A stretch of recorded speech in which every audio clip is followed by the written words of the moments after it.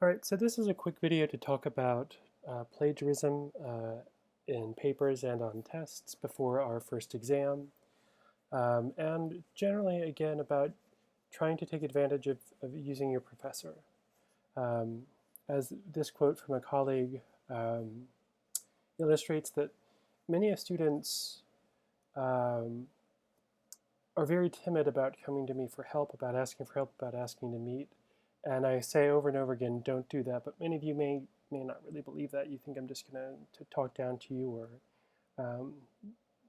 do terrible things. I don't really know. I'm not here to hurt you. But I might note at this point that I haven't had any emails about our first assignment, nor has anyone asked to meet with me about it. I wonder if anyone's read it. And if they have, many might not have any idea what to do with it, even though we did do some preview of it in our class session. And once they get to it, they might be encouraged to plagiarize. So what is plagiarism? Plagiarism is a type of academic dishonesty. And what that means is it's essentially seen as a kind of cheating or lying. And it involves taking somebody else's words or ideas and presenting them as our own. Or in some general way, taking credit for someone else's intellectual or creative work.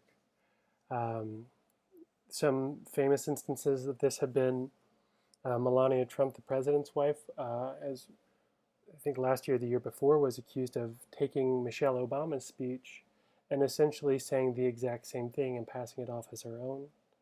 And Vice President Biden, who's currently running for the president, the first time he attempted to, his campaign was derailed because he plagiarized a speech from a British lawmaker. He took their words and passed them off as his own speech and ideas. Even this slide I actually borrowed from a fellow professor. Now, there are lots of reasons students plagiarize. Some may not know what it is. Some may feel overwhelmed. They don't know if they have the skills to write properly. They're not comfortable figuring out how to write, and they've gotten into a habit of it. Generally speaking, many of you are going to struggle in college, maybe more so because we're remote right now. It is okay to struggle. It's okay to feel overwhelmed. It's okay to not quite understand what's going on. But these are all the times where I want to see you email and reach out to me. This is when you come to me and you say, I don't understand, and if you don't, that's okay. I don't expect everyone to understand everything, and sometimes you will just feel completely overwhelmed. And I will sit and I will talk you through what you need to know. We will fill in the gaps. I will even outline a paper with you. It's not okay to plagiarize, though. So what counts as plagiarism? Sometimes there's direct plagiarism, copying whole sentences or more from a source. A lot of students seem to think that I don't know what the internet is. I do, I promise you that. And they'll just copy a definition or a phrase or just pull together a whole paper from various online sources. It's usually very obvious to me, even if they think it is not. There's also what some people call paraphrasing. I am aware of what paraphrasing tools are. They are also very bad and obvious. So you basically take someone's sentence and then you kind of change a word or two in it. That again is still plagiarism because you're not creating your own sentences, you're not creating your own ideas. Now, why is this a problem?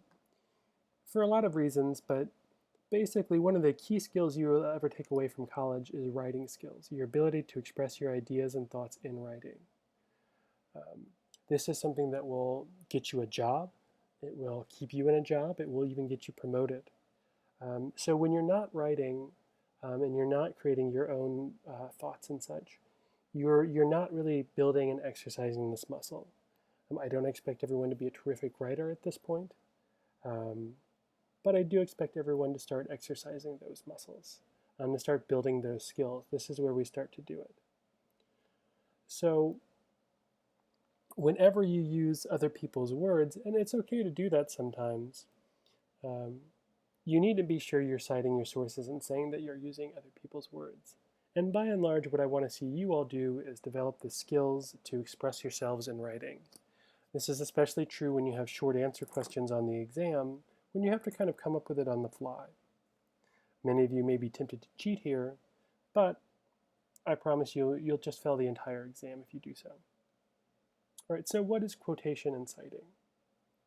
Here's a quote from Marx's German ideology.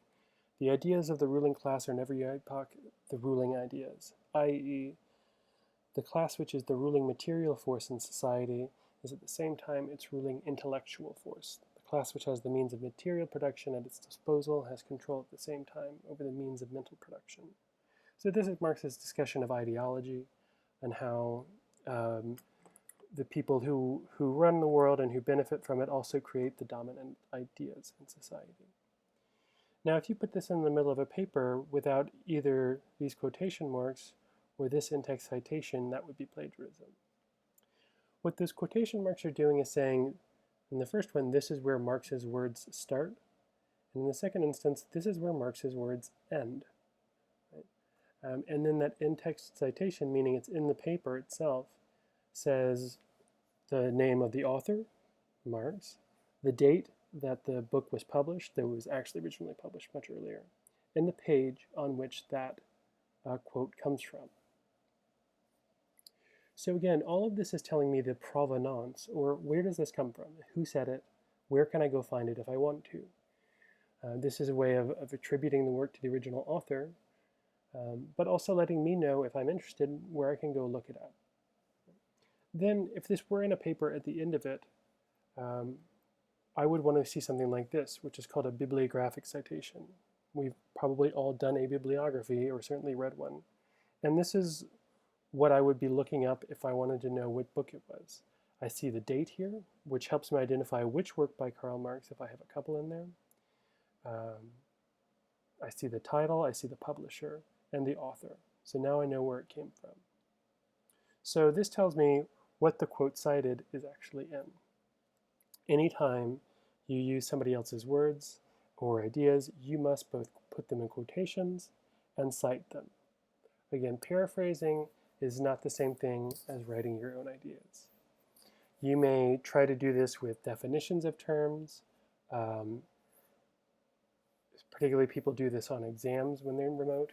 It is usually obvious, and my questions, as we'll see in our study session, won't let you get away with just doing that. Moreover, if you just plagiarize them, then you'll fail.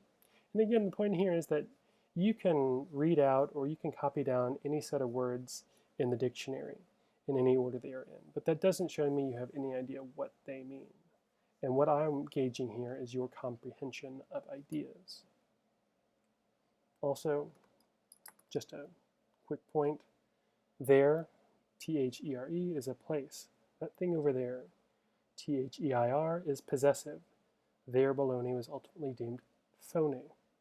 They are, T-H-E-Y'-R-E, is a contraction of they are, such as they're here, as in the Poltergeist films. The internet is going to tempt you all. It always does. I will find it. I always do. Don't plagiarize. Instead, just ask for help.